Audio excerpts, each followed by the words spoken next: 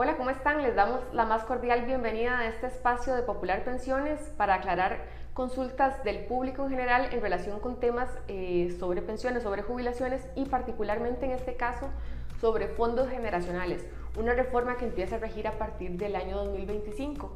Para eso me acompaña el señor Alexander Lagos, quien es el director de inversiones de Popular Pensiones. ¿Cómo le va, don Alex? ¿Qué tal? Mucho gusto. Muchas gracias por acompañarnos. Con gusto. Vea, don Alex, fondos generacionales, ya la Superintendencia de Pensiones empezó a mover el tema, las superadoras ya estamos trabajando en la implementación de estos fondos, pero usted nos puede explicar fácilmente en qué consisten, cuál es la diferencia entre cómo se administra hoy el ROP y cómo se va a empezar a administrar con los fondos generacionales.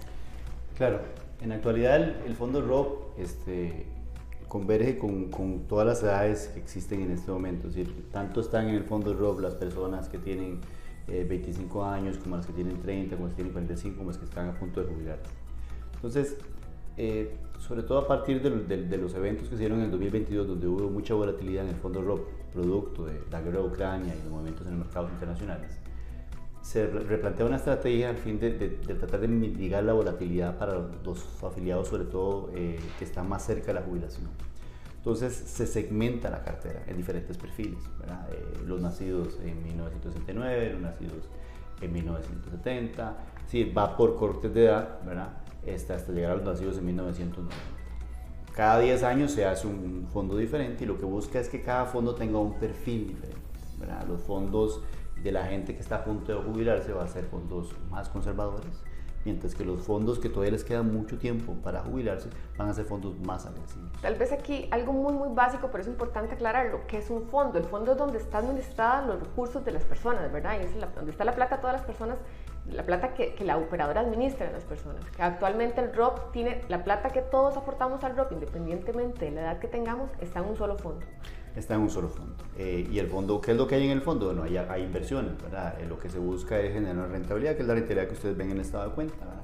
Todos los años, el activo del fondo, y el activo es básicamente los ahorros de los afiliados invertidos en títulos valores. Todos los años el fondo entrega una rentabilidad, la cual se reporta de forma mensual. Y entonces la idea es segmentar esa cartera. Ciertamente tiene incidencia sobre la rentabilidad, porque la rentabilidad en función de los activos que yo tengo en la cartera. Sin embargo, en una cartera yo puedo tener activos que tengan mucha volatilidad o que se muevan mucho, o activos que se muevan de forma más pasiva. Entonces, en función de esa construcción de cartera van a ser los perfiles, ¿verdad? Y lo que busca el regulador es que las personas que tengan más tiempo para jubilarse, la gente más joven, pues pueda disfrutar de un portafolio más agresivo, digamos, con una mayor inversión en mercados internacionales, con títulos de una duración más alta.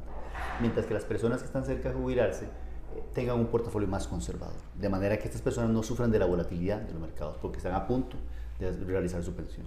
Don Alex, para retomar, aquí lo imprimí porque realmente no lo tengo, me cuesta mantenerlo en la cabeza, entonces serían 4 fondos generacionales. Así es. Uno, en las personas nacidas en 1969 o antes y personas pensionadas, ¿verdad? El B, ese sería el fondo A. El fondo B, los nacidos entre 1970 y 1979. Fondo C, nacidos entre 1980 y 1989, y fondo D en 1990 o después. Usted hablaba de que cada fondo va a tener un perfil de inversiones, ¿verdad? Y de riesgo. Así es. ¿Cuál es la diferencia, por ejemplo, entre el perfil de riesgo de la gente que está en el fondo A, que es la que ya somos próxima a pensionarse o que ya está pensionada, y, por ejemplo, la gente que va a estar en el D, que van a ser los más jóvenes? Claro. Lo que se busca es, digamos, entre el A y el D, ¿verdad? Hay un intermedio, siendo el A el más conservador y el D el más agresivo. Cuando hablamos de conservador, es que las inversiones son menos, ¿verdad? Menos volátiles, digamos, por no decir riesgosas, porque creo que el término no atañe. Es decir, aquí lo que se busca es, por ejemplo, para el caso de los fondos A, usted tiene inversiones más líquidas, es decir, que están más a vencimiento más corto plazo. Usted tiene una menor participación en mercados internacionales, porque usted sabe que en cuestión de algunos años usted va a tener que repartir ese dinero a los afiliados. En el caso de los fondos D, como les queda hasta jubilación, hasta después del 2065, hay mucho tiempo para hacer las inversiones y por tanto las inversiones tienen una duración más alta, son títulos, en la bolsa entre más larga es el vencimiento del título, mayor tiende a ser la volatilidad, porque hay una relación inversa con la tasa de interés. Pero claro, entonces, también mayor puede ser la rentabilidad. Es la rentabilidad y ese es el punto. En finanzas hay un principio muy básico y es a mayor rentabilidad, mayor riesgo y siempre es así. ¿Y toda inversión? En toda inversión, y toda inversión conlleva un riesgo y en toda inversión hay un cierto grado de incertidumbre. Entonces, lo que se busca es que las inversiones del fondo A sean inversiones muy conservadoras, que eliminen o mitiguen la incertidumbre al máximo, cuya fluctuación sea la menor posible. Por otro lado, en el fondo D, como las personas tienen mucho espacio para jubilarse, se busca que las inversiones sean muy rentables, queremos maximizar la rentabilidad en el largo plazo y por eso estamos dispuestos a corrernos un poco más de riesgo, porque se jubilan hasta muy en el largo plazo. Entonces esa es la gran diferencia entre los dos. Y en el medio están el C y el B, que digamos que son medianamente conservadores, ya no son ni muy conservadores ni muy agresivos, están en el intermedio. Ahora, es cierto que los fondos generacionales van a mejorar la tasa de reemplazo de las personas y tal vez aquí me detengo para explicarle a la gente qué significa la tasa de reemplazo, ¿verdad? Que es por decir, la proporción de pensión que me van a dar a mí con respecto al salario que recibo, los últimos salarios que voy a tener. Por ejemplo, si yo tengo un salario de 1 millón de colones y me van a dar 600,000 colones de pensión, entonces la tasa de reemplazo que va a cubrir esa pensión es del 60%, ¿verdad?, de mi salario. ¿Cómo va a ser la tasa de reemplazo en los fondos generacionales? En principio aquí es un tema que ha sido de mucha discusión. A la fecha todavía no existe claridad porque depende de muchas variables, entre ellas las restricciones que van incluidas en lo que se llama el glide path, que ahorita lo vamos a pasar a definir. Que es otro concepto súper importante. Es un concepto clave. Es como el corazón de los fondos generacionales que no existe ahorita en el No existe, ni tampoco lo que es la trayectoria de inversión, que es un tema que vamos a tocar ahora más adelante. El punto es, la tasa de reemplazo tal cual vos lo definís, es ciertamente la relación que me pagan el fondo en relación a mis últimos salarios promedio. Todos quisiéramos, ¿verdad?, que nos llegara el 100% de nuestro salario, ¿verdad?, jubilarnos o más, y a veces eso es muy difícil de lograr. Va a depender mucho del aporte que haya dado el afiliado a lo largo del tiempo y por supuesto va a depender mucho de la tasa de rentabilidad. ¿Cuál es el problema, la ventaja o la desventaja? Pudiera verse que al yo tener diferentes perfiles del fondo conservador, que es un fondo menos rentable, mientras que el fondo D, que es un fondo agresivo, es un fondo más rentable, tiene más exposición a mercados internacionales, tiene títulos de más largo plazo. Entonces, las tasas de reemplazo van a variar, ¿verdad?, por fondo. Entonces, ahí es donde estamos tratando de ver, en función de algunas conversaciones con el regulador, cómo se hace, ¿verdad?, para tratar de que sean dentro de lo posible lo más uniformes posibles y sobre todo garantizar que esas tasas de reemplazo van a ser mejores que la situación que tenemos hoy con el ROP, porque hoy con el ROP tenemos una tasa de reemplazo homogénea, digamos, para toda la población que conforma el fondo. Más adelante esa tasa de reemplazo va a ser diferente y va a ser por fondo. Claro. Bueno, y también partiendo del hecho de que, por ejemplo, hoy, digamos, los que quedarían en el fondo A van a tener cierta tasa de reemplazo, pero esos fondos se van a ir moviendo. Es decir, ahorita los que van a quedar en el fondo D va a llegar un punto de la vida en el que van a caer en el A, ¿verdad? Así es. Pero ellos sí van a tener oportunidad de tener una mejor tasa de reemplazo al inicio porque están más jóvenes, ¿verdad? Y ya cuando vayan avanzando generacionalmente en cada fondo, pues su tasa de reemplazo va a verse un poquito más. Creo que es un tema importante y es exactamente lo que acabas de decir. Ellos se benefician de lo que llamamos la trayectoria de inversión. Ellos empiezan a cotizar desde ya con un portafolio agresivo y se benefician de todas las inversiones a lo largo del tiempo. Por el otro lado, las personas que caen en el fondo A van a caer en un portafolio ya muy conservador. Entonces no tienen esa capacidad de rentabilizar, ¿verdad?, lo que sí van a poder hacer los fondos D, que les permite tener un portafolio más agresivo y disfrutar de lo que son las rentabilidades de mercados internacionales por más tiempo. Mientras tanto, el fondo A va a arrancar entre un 30 o menos de un 30%, entonces ya comienza con una restricción. Entonces el problema va a ser que ya no son homogéneos como tenemos hoy, sino que cada uno tiene un perfil distinto, que es un poco lo que busca el regulador, y sí se logra en términos de la volatilidad. Lo que no está tan claro a la fecha es si se logra en términos de rentabilidad y en términos de tasa de reemplazo. Ahora, cuando decimos que van a tener más oportunidad de que sus fondos sean invertidos en el extranjero, es porque las inversiones en el extranjero suelen ser más rentables. Tienden a ser más rentables. Por lo mismo que hablábamos ahora al inicio, es decir, entre más riesgosa es una inversión, más rentable es. Ciertamente, digamos, las inversiones van desde un bono del tesoro a 6 meses, que terminen de una rentabilidad muy, muy segura, a una rentabilidad ya más agresiva, como las inversiones en acciones de Nvidia o un ETF del Nasdaq Composite, por ejemplo, de tecnología. que tiene rentabilidades que oscilan entre un 17 hasta un 30%. Ahora, cuando hablamos de riesgosos, estamos claros en que para eso, para el apetito de riesgo y demás, definir el apetito de riesgo y todo, la operadora cuenta con una estructura de gobierno corporativo y un montón de normativas relacionadas, ¿verdad? No es que estamos yendo a poner la plata fuera, ¿verdad? Sin tomar medidas. O sea, hay toda una estructura, hay un montón de comités que aprueban, lo aprueba junta directiva, no es que se hace así nomás, un poco es como para darle tranquilidad a la gente, ¿verdad? Aquí un poco es, y yo creo que es un punto importante, es aclarar que las inversiones no es un tema que yo tomo, digamos, de forma unilateral porque se me ocurrió, ¿verdad?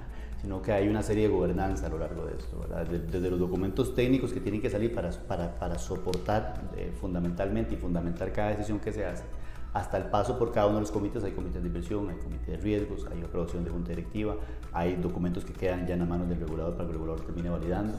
Es decir, y de las cuales participan mucha gente, ¿verdad? Hay un comité de inversiones, hay un comité de riesgos, ¿verdad? Donde se valoran los riesgos, en la parte de inversiones se valora si es rentable el producto, es decir, pasa por una serie de decisiones y una serie de comités para que eventualmente sea una decisión colegiada, ¿verdad? Y muy bien fundamentada. Ok, ahora sí, el glide path, ese concepto tan importante en los fondos nacionales que pareciera incomprensible y que quisiéramos tratar de descifrar. Sí, el glide path es un término del inglés, ¿verdad? No sé, a nosotros en realidad si uno traduce eso es trayectoria deslizante, ¿verdad?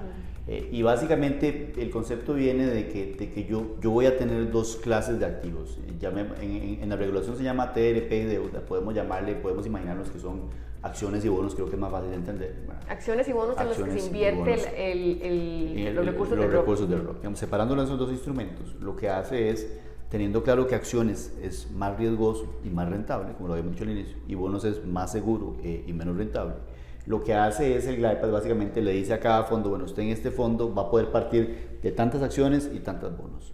Y eso, ¿por qué es una trayectoria deslizante? Porque yo lo voy deslizando en el tiempo, ¿bueno? Y cada vez voy a tener menos acciones y más bonos. Es decir, cada fondo en el tiempo, con el transcurrir del tiempo, se va haciendo más conservador, porque va reduciendo el porcentaje de acciones y va incrementando el porcentaje de bonos. Y eso para cada perfil. ¿Cuál es la diferencia entre el glide path del A y el glide path del D, que son los extremos? Bueno, básicamente que el glide path de la parte o inicia con un porcentaje de bonos ya muy elevado, ya inicia conservador, que era lo que nosotros decíamos. En el caso del glide path del D, el glide path del D inicia con un porcentaje muy alto de acciones, ya inicia agresivo. Y todos van reduciendo y van haciéndose más conservadores, pero el punto de inicio es muy diferente entre cada perfil de fondo. Es decir, que el glide path es como el histórico de cómo se va invirtiendo mi dinero del ROP. Por ejemplo, si estoy en el fondo D de las personas más jóvenes, entonces se va a invertir más en acciones. Conforme vaya avanzando de fondo hasta llegar a la, se va a invertir más en bonos porque son menos riesgosos y más seguros. Es así, es como el histórico de cómo la operadora va a invertir mis recursos. Por eso es que se le llama, ya más en español, la trayectoria de inversión. Es decir, hoy la regulación nos pide dar una estrategia sobre un portafolio al 2024. Y nosotros decimos, bueno, en 2024 vamos a invertir en Europa, vamos a invertir en Asia, vamos a invertir en bonos, vamos a invertir en efectivo, cuánto vamos a tener en corto plazo. Mañana, con los fondos generacionales, ya no es un punto en el tiempo, ya no es el 2024 o el 2025, sino que usted tiene que decir cómo va a estar compuesto su portafolio de aquí hasta el 2065, que se jubilen las personas, por decir una cosa. Entonces, como tal cual vos lo decís, tenés que definir muy bien cuánto vas a tener de acciones, cuánto vas a tener de bonos, cuánto vas a tener de efectivo, digamos, en cada uno de los años hacia el 2065, ¿verdad? Entonces, eso es lo que se llama la trayectoria de inversión. Yo tengo que decir desde ya cuál va a ser la composición de mi portafolio. Yo puedo ir haciendo ajustes en el tiempo y calibrando porque evidentemente a lo largo del tiempo van a aparecer shocks de mercado, nadie puede ver el futuro, nadie puede ver si la moneda se va a evaluar, si va a haber hiperinflación, si va a haber una guerra, pandemias, etcétera. Entonces evidentemente no es estático, pero lo que se busca es que se cumpla con los requerimientos del regulador. El regulador nos manda cómo debe iniciar este glide path, verá cuánto tienes que iniciar con bonos y acciones y en cuánto tienes que terminar, y nos da un punto intermedio, por eso es alguna cosa. El resto uno lo construye más o menos y lo que hace es irlo deslizando.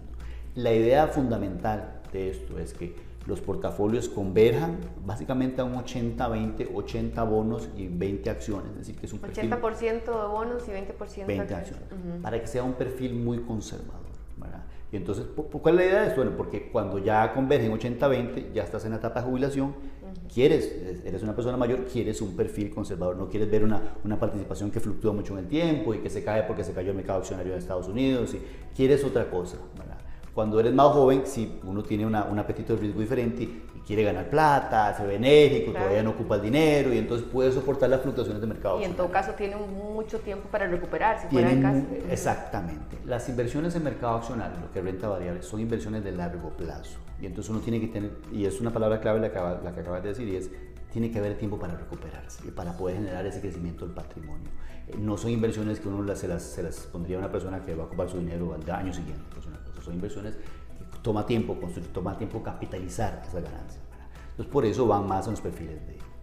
Don Alex, le agradecemos mucho que haya haber tenido la oportunidad de conversar con usted y que nos haya explicado tan en profundidad en qué consisten los fondos generacionales. Y lo esperamos aquí más adelante y muchas gracias a ustedes por su atención.